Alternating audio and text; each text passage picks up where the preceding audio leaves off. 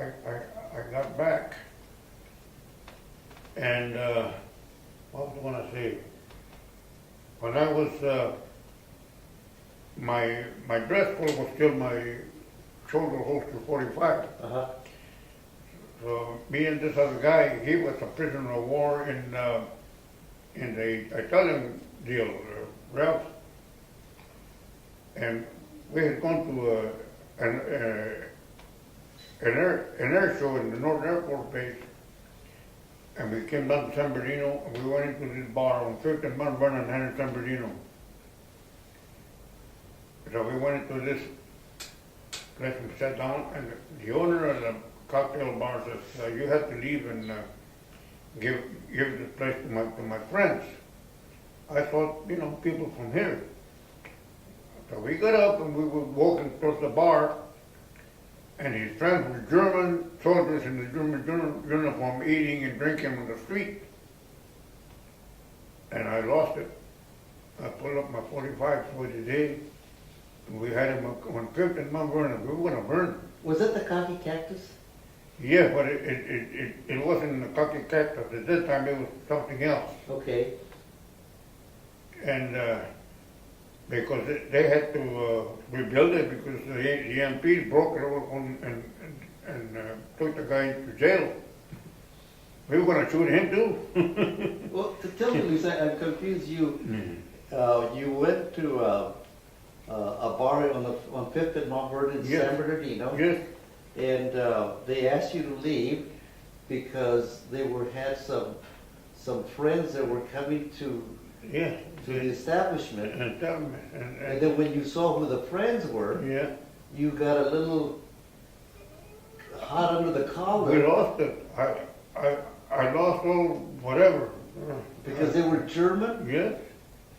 and you were going to get even. That's it. You were going to get even. So the Mary Sartre had a pizza place across the street, and we had him against this big tree, Ralph and I.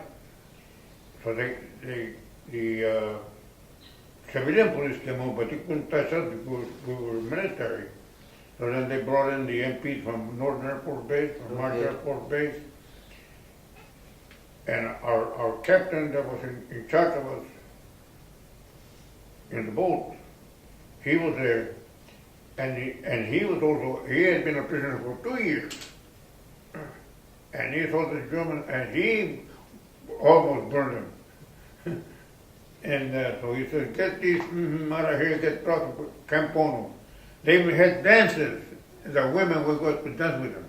Well, again, I'm confused. Now, what's Camp Uno? Camp Ono was a Camp Ono here in Victorville. Uh-huh.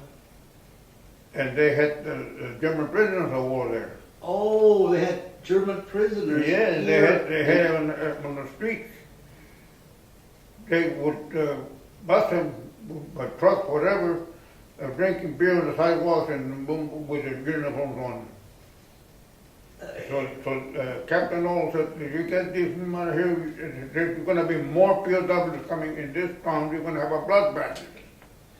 So the German prisoners were given free run, carte blanche, Yes. to come to the San Bernardino and do what they wanted to do. Yes, And they would have dances with our females going to their dances. Yes, that's right. And then when you came back home and you saw them, then you got hot under the collar. Oh, I lost my brains. What a So what happened after that, Luis? Did they take the Germans back, or did they? Yeah, they took them back, and that was it. That was it. So then I got a when I got home, they gave me a 60-day furlough and report back to Camp Beal up north.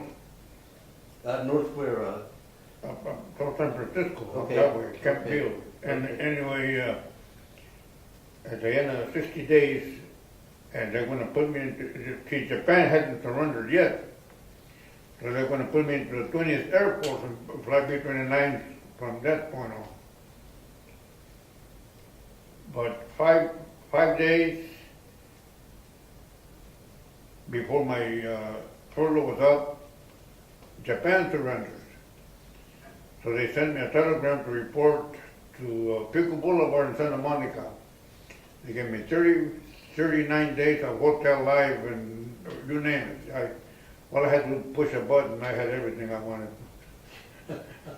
And when were you discharged? 1946. 1946? And you came back to Colton?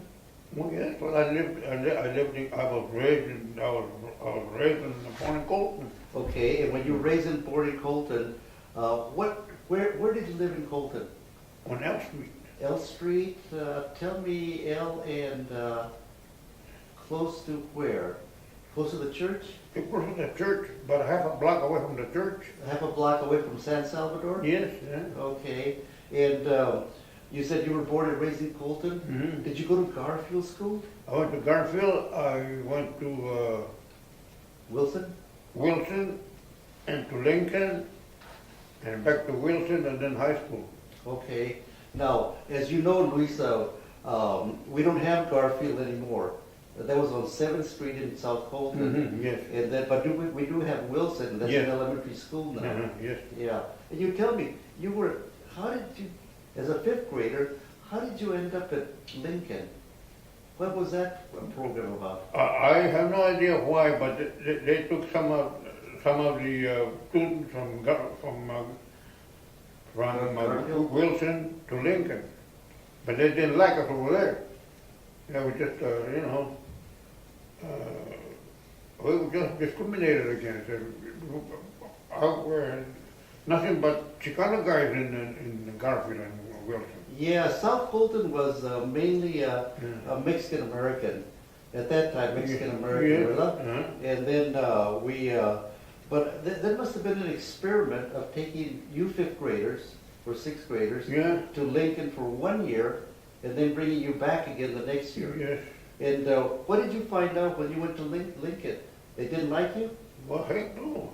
Even the students said, we don't want these Mexicans with us over here, you know.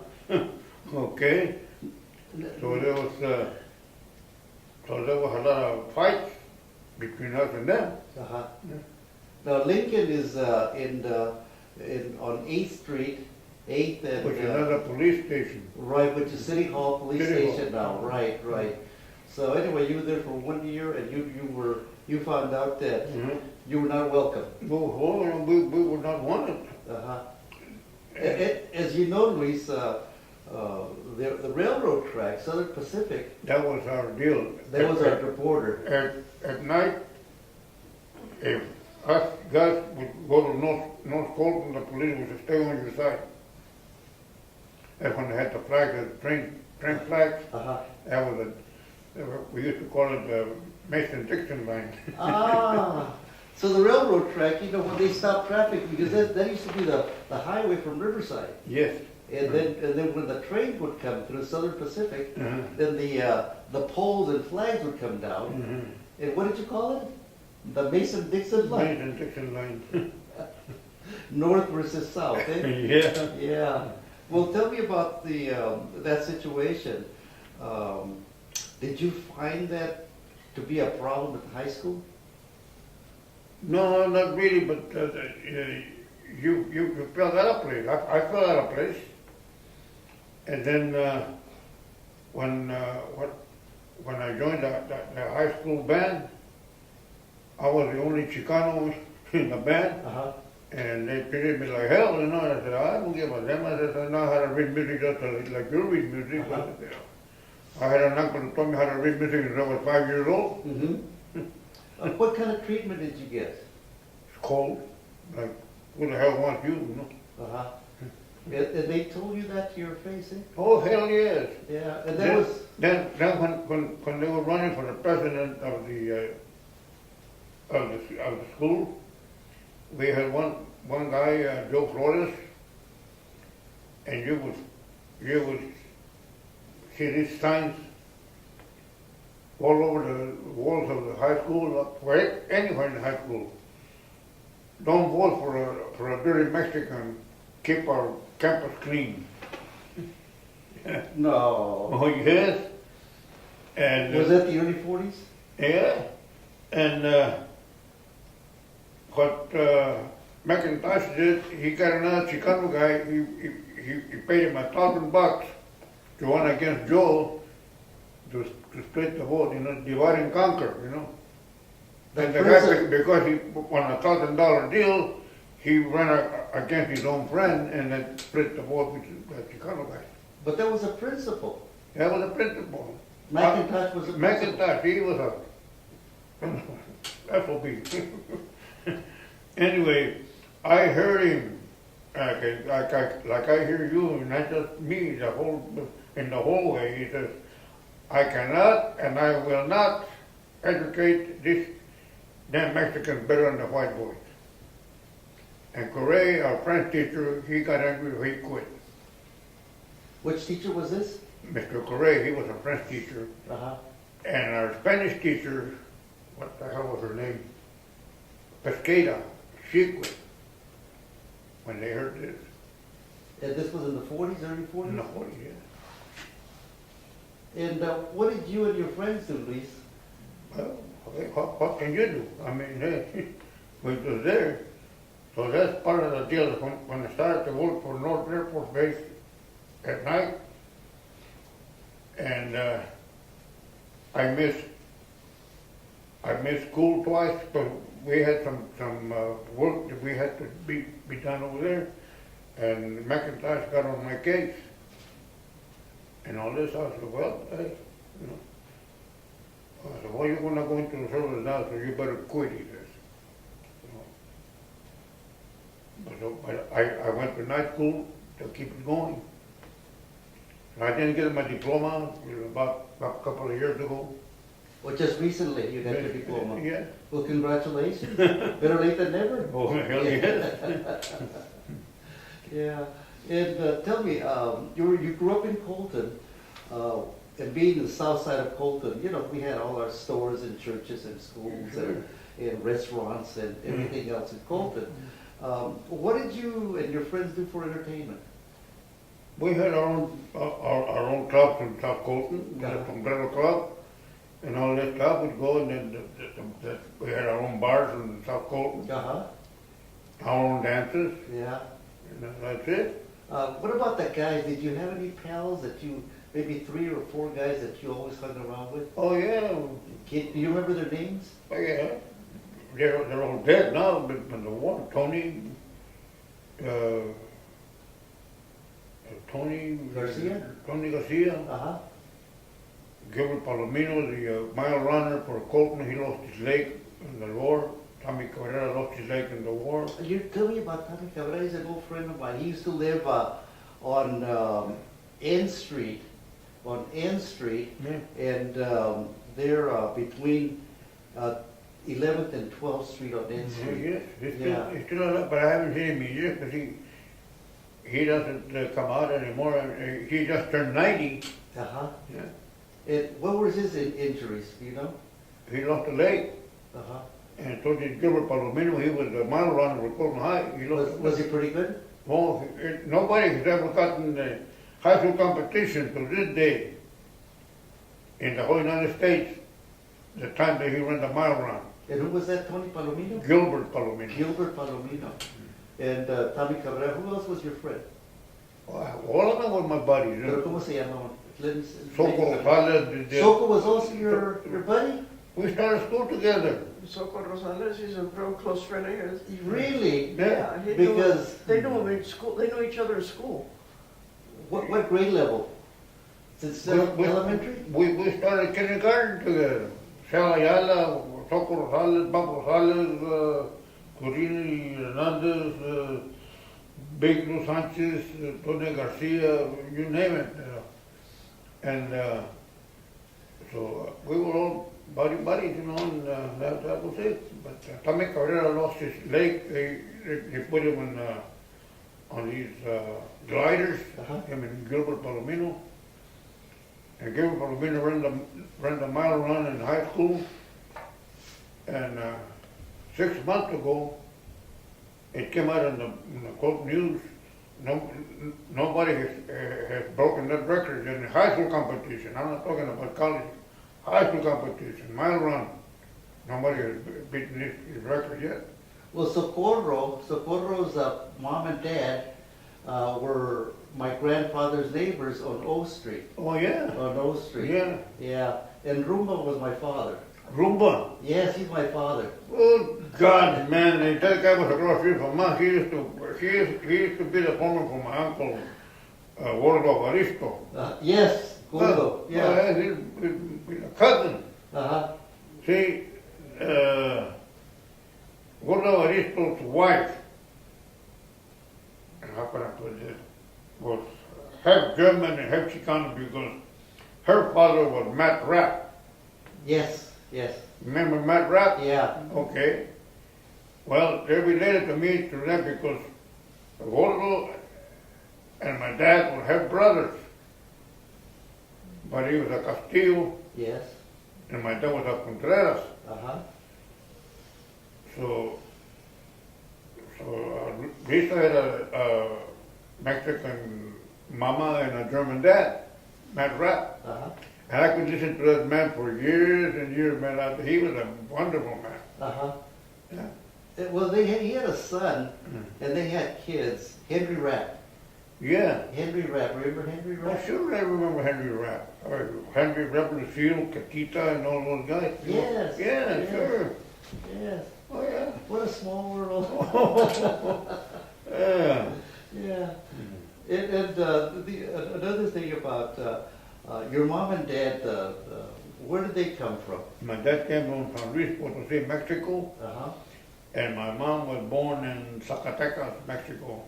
I don't know how old they were when they got over here, but it was during that revolution they had over there in Mexico. That was 1910, 1910, somewhere around there. and then they came here. They came And here. then you were born in 1923. Mm-hmm. Yeah. How about you, Lucy? How about your parents? I mean, Your parents, uh-huh. Well, my mother was from El Paso, Texas, and my father was from Mexico City. My grandparents were, my grandfather was from Spain, from France, and then my grandmother was from Spain. Uh-huh. They migrated to Mexico, and that's where my father was born, in Mexico Oui, City. mademoiselle. Now, how did you guys meet? How did you meet? When I came from overseas, my sister told me, don't go drinking tonight because I'm going to give you she always talked to you about me and me Yeah. about you. We're going to go to a dance. So don't get drunk. Okay. So that's the way I met her to my sister. Oh. Well, his sister and I were hanging out together Uh-huh. when he was a prisoner, but we didn't know where he was. Okay. And then Yeah, you're right. we worked at the same company, What company was that, Lucy? What company? What company? Arrowhead Pie Factory. Okay. And she was in the section where they made sandwiches, pre-sandwiches for workers. Uh-huh. And we used the same lounge. And one morning, we saw her fly out of the shop. And I asked her, where did she go? Well, her brother just got back. Oh. And that's when he got home. And then did you marry right after that? Then we ended up meeting. You met, but did you get married? Not to her, no. No, he No, got married, and I got she married. married somebody else, so did I. Uh-huh. And then, Why? well, the love bug. Anyway, so Well, he I was was very living in drinker at Stockton. the time, and I was living in Stockton at that time. And then my wife passed away over there, so my daughter was over there visiting me. And they lived in Ontario, so I came back to bring my daughter back to Ontario. I went into her 40 years later. 40 years later. So we've been together now 25 years. Congratulations. After 40 years. we didn't involve Somebody ought to for give me 11 another years. medal. And then my dad passed away, and my mother remarried, and she came back to Colton. Okay. So I stayed with my sister-in-law for a while, but then she didn't want I was only 16, and she was worried about my working at night and all this, so she said, you better go back to your mom, she said, because I'm afraid something happened to you, I'd feel bad. I went back, came back to Colton. That's when I met his sister and started meeting people around here I hadn't known before. Uh-huh. And then you were apart for 40 years. Mhm. and then you finally got together after 40 years. You were a widow Yeah, with one I daughter, lost my husband. daughters. 2 I've been daughters, married 39 years. to and you my- lost your husband. Yeah. And how many children did you have? I Two? had 2. I have 1 left. My son passed away, but I had a boy and a girl and a boy. Yeah. So you got married after 40 years, and you have 4 children. We Yeah. have 4 children. But now we have 3, my son passed away. Okay. And what about Yeah, grandchildren? my son was very proud of him. Oh, he should. Everybody Oh, he should was- be. And I understand that you You were. know, Louis went through a lot, and I said, yes, and don't you mess it up. Because my son was an alcoholic. He died from cirrhosis of the liver. But he was his hero was Luis.